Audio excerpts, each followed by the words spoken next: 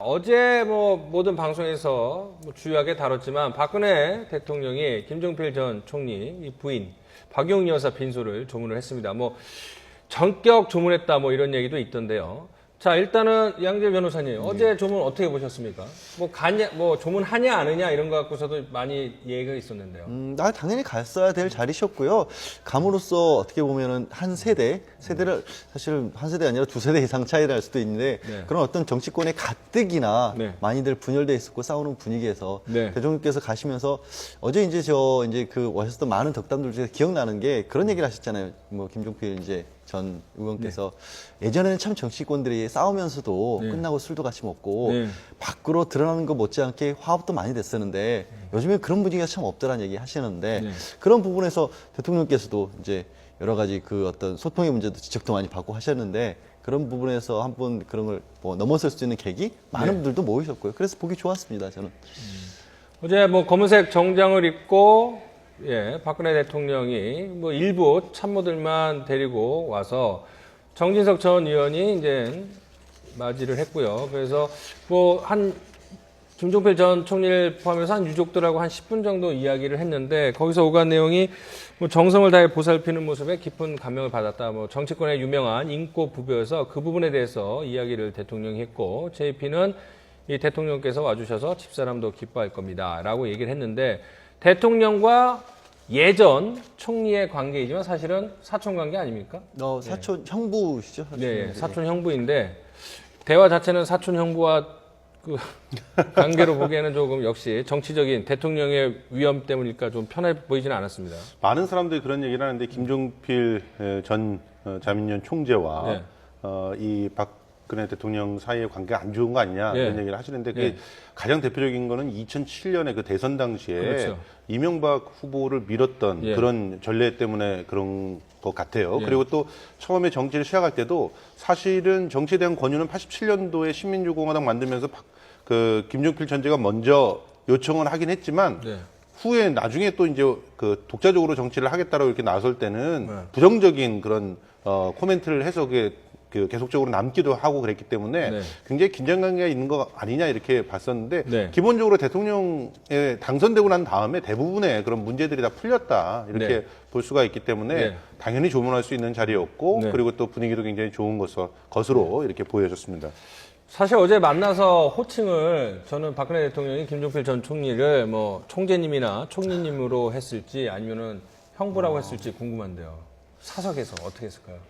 둘이 두 분께서 따로 만나기도 하셨잖아요, 잠깐. 그 자리에서는 뭐라고 이제 또 말씀하신 것처럼 형부나 이런 표현도 쓰셨을 수도 있겠죠. 그런데 이제 공적인 자리에서는 어찌됐든 국가 원수로서 자리를 찾아간 것이고 또 두 분이 참 구원도 많잖아요. 지금 아까 말씀하신 것처럼 공천 과정에서도 그랬었고 아버님 때 선대 때도 유명한 사건이 이제 김종필 이제 대통령 추대하려고 모임을 만들었다 그게 들고 나는 바람에 이인재 자리에서 갑자기 물러났던 사건도 있었고 그 이후에도 쭉 해서 이제 내각제를 계속해서 이제 주장을 해왔던 분이고 그 부분에 있어서는 정치적으로 굉장히 갈등을 많이 가졌기 때문에 화합이 된다고 해서 공적인 자리에서까지 이렇게 형부 이런 표현을 쓸 수 있는 또 그런 위치는 아니었겠죠. 그렇죠. 가족 관계도 한번 살펴보면서 어떤 관계인지 보면서 이야기를 이어가도록 할 텐데요. 자, 이제는 박정희 전 대통령이 있고요. 박정희 대통령의 셋째 형 박상희 씨의 딸이 바로 고 박영옥 여사입니다. 그래서 이제 김종필 전 총리가 부부가 돼서 박근혜 대통령과 김종필 전 총리는 사촌 형부 관계인데 자, 일상적인 물론 한국 정치사에 검을 들이긴 합니다만 다들 굵직굵직한 현대사의 주인공이기 때문에 여러 가지 차원이 있지만 일반적인 친척 관계라고 하기에는 정치사적으로는 애정의 관계가 있는데 이제 가장 궁금한 거는 2007년에 이명박 후보와 박근혜 후보가 매우 치열하게 싸우지 않았습니까? 서로 얼굴도 안 볼 정도로 등 돌릴 정도로 싸웠는데 그래서 이제 계파 갈등이 극대화가 됐는데 그때 왜 김종필 전 총리가 사촌 형부인데도 박근혜 대통령 후보를 지원을 안 해줬을까 좀 궁금한데 영 교수님은 어떻게 보세요? 정치는 정치, 친척은 친척 이렇게 봐야 되나요? 그렇죠. 정치는 정치이고 친척은 친척이다라고 본 것 같은데 박근혜 대통령께서 일단 계속 한 길을 걸으셨죠. 중간에 이제 그 JP가 신민주공화당을 창당했을 때도 불참을 했었고 또 그다음에 김대중 전 대통령과 DJP 정권, 연합 정권을 창출할 때도 대구 달성에서 따로 이제 한나라당 소속으로 이제 당선이 됐었거든요. 그래서 일단 정치는 정치고 가족은 가족이다라는 생각으로 이렇게 진행을 했던 것 같습니다. 자, 박 대통령과 김종필 전 총리의 이제 애증의 관계 한번 정리를 해봤는데요. 뭐 87년도까지 거슬러 올라갈 수가 있을 것 같습니다. 87년도에 이제 JP의 신민주공화당이 창당을 하면서 이제 참여를 제안을 했는데 박근혜 대통령 거절을 했고요. 96년에 JP의 자유민주연합 공천도 제의를 했지만 또 거절을 했습니다. 그리고 DJP 연대 영입을 제안을 했지만 거절을 했습니다. 그러니까 참여를 3번을 공식적으로 요청을 했는데 3번 다 모두 박근혜 대통령은 거절을 했습니다. 그리고 2007년에 이명박 후보를 지지를 했고 충청권의 맹주이기 때문인지 몰라도 2010년에는 세종시 원안 고수한 박근혜 대통령을 강도 높게 비난을 했습니다. 자, 박 대통령 입장에서는 그러셨을 것 같아요. 그러니까 뭔가 이제 아버님 잃고 계속해서 이제 외부에 있다가 정치권으로 들어가려는 시점에서 김종필 전 총재의 손을 잡는 것이 굉장히 편안하긴 했겠지만 그 안에 들어가는 순간 본인의 어떤 성장 가능성 이런 것들은 좀 묻힌다라고 판단했을 수가 있겠죠. 이미 아버님 때부터 거물 정치인이었는데 그 밑에 들어가서 얼마나 내가 이 어떤 독자적인 목소리를 낼 수 있을 것이며 독자적인 세력을 구축할 수 있을까에 관해서는 의구심을 안 가질 수가 없었겠죠. 그것이 아마 거듭 2번, 3번 해서 계속해서 공천 과정에서 빠졌었고 마지막에는 그것 때문에 이제 2007년에 가장 크게 두 분이 결정적으로 돌아서게 된 게 사실 세종시 원안과 갖고 그걸 놓고 봤을 때는 김종필 전 총재가 충청권이라는 점을 생각을 해보면 오히려 박 대통령의 의견 쪽에 더 가까울 수도 있었는데도 불구하고 두 분이 그런 구원이 이제 깊어지다 보니까 결국에는 등을 완전히 돌렸던 그런 계기가 된 것으로 보여요. 자, 김성수 평론가님, 왜 3번씩이나 거절을 했을까요? 저는 그 구원의 시작은 사실은 박정희 대통령에서부터 출발한 게 아닌가 하는 생각을 합니다. 실제로 김종필 전 총재 같은 경우는 박정희 대통령께서 처음 이제 권좌에 오를 때 아주 강력한 그 보좌 역할을 했던 사실상의 2인자였죠. 그리고 굉장히 오랜 기간 동안 2인자 자리에 있었음에도 불구하고 그 2인자 자리에 있었기 때문에 특히나 많은 견제를 늘 받았던 사람입니다. 그리고 그런 견제들 속에서 박근혜 대통령은 알게 모르게 2인자를 둬서는 안 되겠구나 하는 생각을 붙였을 수도 있거든요. 실제로 지금 박근혜 대통령의 정치 스타일을 보면 절대 2인자를 키우지 않죠. 지근거리에 신복들은 있어도 그 말씀하신 그대로 심부름하는 사람일 뿐이지 자기를 대신할 수 있는 그런 2인자가 아니죠. 그래서 그 YS와 상당히 많은 비교들이 이렇게 되는데 그런 측면에서 김종필 총재가 제안을 했었을 때 선뜻 그 2인자와 손을 잡기가 아버지와의 관계를 생각하고 또 아버지의 어떻게 보면은 유업과 후광 이런 것들을 생각하는 입장에서는 손을 잡기가 힘들지 않았나. 그리고 초반에 신민주공화당을 만들 때 일정 정도 김종필 총재의 어떤 행보가 묘했거든요. 한편으로는 그 박정희 대통령 공화당의 적자를 자임하면서도 또 한편으로는 그런 유신과는 거리를 두고 있는 그런 모습들을 보였기 때문에 그런 것들도 딸의 입장에서는 마땅치 않게 이렇게 생각했을 수도 있습니다. 지금 이제 화면 보시겠지만 이제 박근혜 대통령이 조문을 마치고 떠나려고 할 때 몸이 불편한 김종필 전 총리가 휠체어를 타고 이제 급하게 왔고 그래서 마중을 나오니까 떠나려던 박근혜 대통령이 돌아서서 허리를 쏘여서 이제 김종필 전 총리의 손을 맞잡고 이야기를 하는 모습인데 자, 최단비 변호사님 저런 모습을 보면 그 애증사 어느 정도 풀렸다라고 봐도 될까요?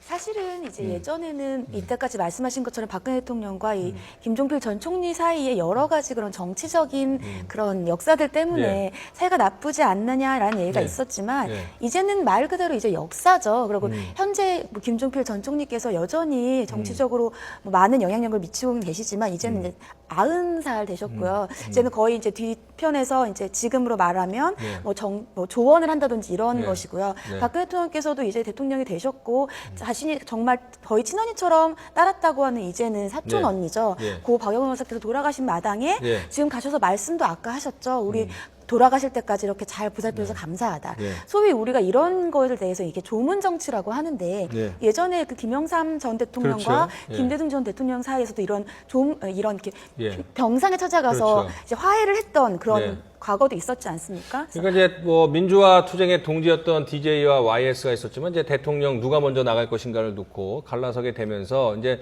필생의 이제 경쟁 구도가 됐었는데 그때 이제 DJ가 병원에 입원했을 때 이제 YS 김영삼 전 대통령이 방문해서 기자들이 화해했다고 봐도 되냐 그랬더니 이제 그럴 때가 됐다라고 했는데 그런 모습들이 이제 이번에도 좀 연출된 게 아닌가 이런 싶습니다. 자.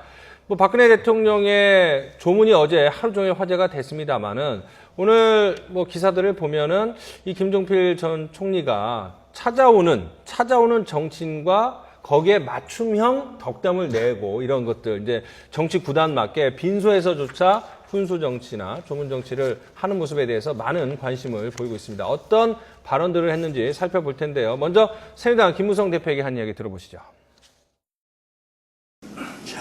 우리 할 때는 막 이 머리끄댕이 잡고 막 흔들리기도 하고 싸움 많이 했는데 그 대신 그렇게 싸움하면서 그날저녁 같이 가서 술 마시고 그래. 또 그런 점은 있었어. 요새는 막 여야 같이 술 마시는 일은 없지. 거의 없습니다. 먹은 건 더 나빠지지도 않고 좋아지지도 않고 그래. 뭐 이렇게 한쪽 두드려 맞서 이 정도 사는 것도 괜찮은 거죠. 근데 아직 뭐 뵙기는 참 아주 강건하게 보이신다. 자, 저희가 뭐 화해 이런 얘기했지만 사실은 이회창 전 총리하고 김종필 전 총리도 사실은 조금 어색한 사이죠. 어색하기보다는 한 분이 다른 분을 쫓아내는 스타일이잖아요. 그렇기 때문에 말에 가시가 있네요. 사실 그렇게 두드려 맞고도 뭐 이만큼 사는 거 보면 잘 살지 않습니까?라고 하는 말에 이회창 그 전 총재께서도 상당히 뜨끔하지 않았을까 하는 생각이 드는데 사실 김종필 총리의 말 속에는 정말 새겨들어야 될 것들이 많았던 것 같습니다. 실제로 저 말씀 말고도 저렇게 소통과 어떻게 보면 화해를 강조하는 그런 말 말고도 정치라고 하는 것의 그 본질이 무엇인가를 언급한 것이 굉장히 많은 기사거리를 나왔거든요. 정치는 허업이다. 그리고 국민들에게 열매를 만들어서 드려야 되는 것이지 내가 뭘 가지려고 하면 교도소 가는 거다. 국민은 호랑이와 같다. 이런 얘기를 갖다 하셨거든요. 정말 새겨들어야 할 말이라고 생각하고요. 지금이라도 정치를 할 때 뭔가 열매를 취하려고 하시는 분이 있다면 반드시 그 마음을 내려놔야 되지 않을까 이런 생각을 해봅니다. 그 예전에 제가 그 정치부에서 국회 출입할 때 그런 것들이 있더라고요. 이제 여야가 협상을 할 때 기자들 카메라 앞에서는 엄청 고성을 주고받다가 방 안에 들어가서는 형님 동생 하면서 협상을 원만하게 타결짓고 이런 것들이 이제 전설처럼 내려오는데 김종필 전 총리도 새누리당 김무성 대표에게 이런 얘기를 했습니다. 싸울 땐 싸우더라도 같이 술 한잔하면서 풀고 그래야지 이제 서로에 대한 이해가 높지 않냐 이런 얘기를 했는데 뭐 새누리당 김무성 대표뿐만 아니라 여야 정치인들이 조금 귀담아 들을 어떤 관행인 것 같기도 한 생각이 들어요. 그렇죠. 일단 어제 말씀하신 것 중에 좀 새겨들어야 될 부분 분명히 있었습니다. 그래서 뭐 싸워도 이제 국회 내에서 일단 싸우고 그 안에서 해결을 하고 또 박지원 대표에 대해서도 한마디 하셨잖아요. 그 일단 뭐 배신하지 않고 충신으로 가고 있다 이런 얘기를 하셨는데 그것도 사실 새겨들을 말인 것 같아요. 왜냐하면 계속 그 보스를 배신하는 정치가 계속 있었고 또 처세 정치도 또 많이 있었고 이랬잖아요. 이런 부분에서 좀 지조를 지키고 원칙을 지키는 정치를 하라라는 말씀이신 것 같고요. 또 이런 말씀도 하셨죠. 뭐 내각 책임제나 뭐 4년 중임 개헌론도 말씀을 하셨는데 이런 부분도 지금 한국 정치사에서 한번 좀 한번 생각해 봐야 될 부분이지 않을까라는 한번 생각을 해봅니다. 자, 그러니까는 그 맞춤형, 그 김대중 전 대통령을 끝까지 모신 박지원 의원에 대해서는 충신에 대한 이야기를 하고 또 여당을 이끌고는 김무성 대표에게는 여야의 어떤 협력, 상생을 이야기를 하고 하지만 이회창 전 총리에 대해서는 여전히 약간 좀 어색한 그런 모습을 연출했는데 이 보니까 국내 정치인들한테만 그 맞춤형 그 덕담이라고 할까요? 뭐 감사의 인사를 한 게 아니라 자, 아베 총리 쪽에도 상당히 뼈대 있는 말을 했습니다. 그 얘기를 조금 볼 텐데요. 자, 그래픽을 보시면 아시겠지만은 조문을 왔습니다. 그랬더니 아버지는 참 좋았는데 뭐 이런 얘기를 했습니다. 이 사람은 좀 그래 이런 얘기를 했습니다. 그러니까 아베 총리의 아버지는 괜찮았다. 뭐 예전에 이제 한일 의원 교류하고 이랬을 때 자주 만났다고 하는데요. 그때 만난 아베 총리 아버지는 좋았다. 근데 이 사람은 좀 그래.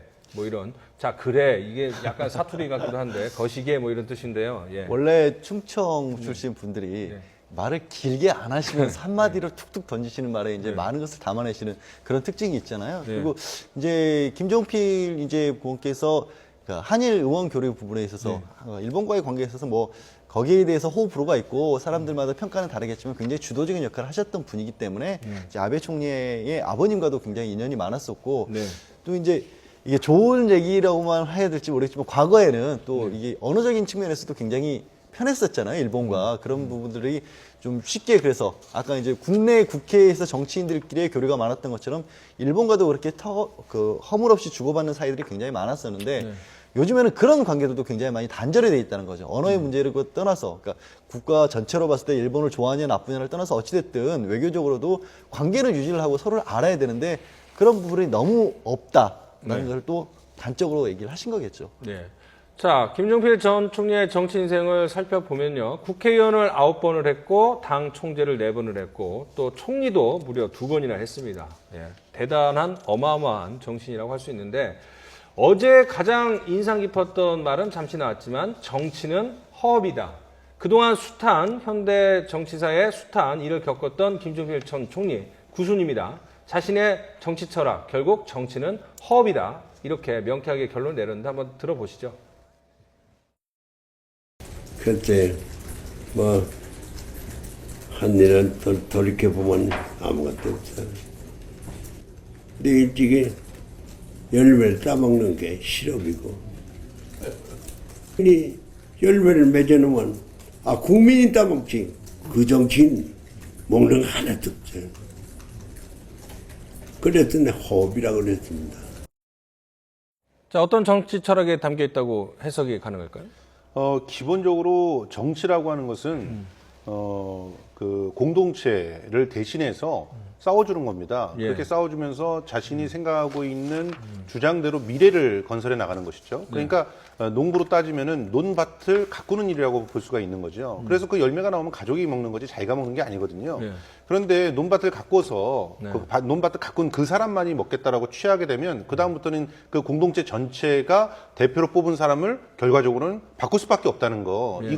그래서 그 정치를 하는 사람들은 나는 업을 짓더라도 실제로 나한테 돌아오는 업을 짓는 것이 아니라 허업을 짓는 것이다. 그리고 그 실제 열매들은 자기를 뽑아준 공동체들한테 돌아가야 된다라고 하는 그런 얘기를 하기 때문에 이 얘기가 가장 정치의 본질을 정확하게 표현해 준 거라고 볼 수가 있고 그렇기 때문에 지금 미묘하게 또 이 그 대권을 노리고 있는 사람 앞에서 이런 얘기를 했거든요. 그러니까 그 김종필 총재의 삶을 보면 킹메이커는 됐지만 킹은 되지 않았어요. 되려고 하는 마음이 없었는지 혹은 그것이 있었음에도 불구하고 나중에 못 됐는지는 역사가 또 평가를 하겠지만 그러한 자기의 위치가 결과적으로는 정치인으로서 승자다라고 평가를 하고 계시거든요. 지금 나중에 하는 말도 보면은 결과적으로 남들이 다 이렇게 권력을 놓고 이렇게 밀려난 다음에도 남아있는 것이 승자다 이런 얘기를 하지 않습니까? 이제 그런 것들을 좀 눈여겨봐야 되지 않을까 생각을 합니다.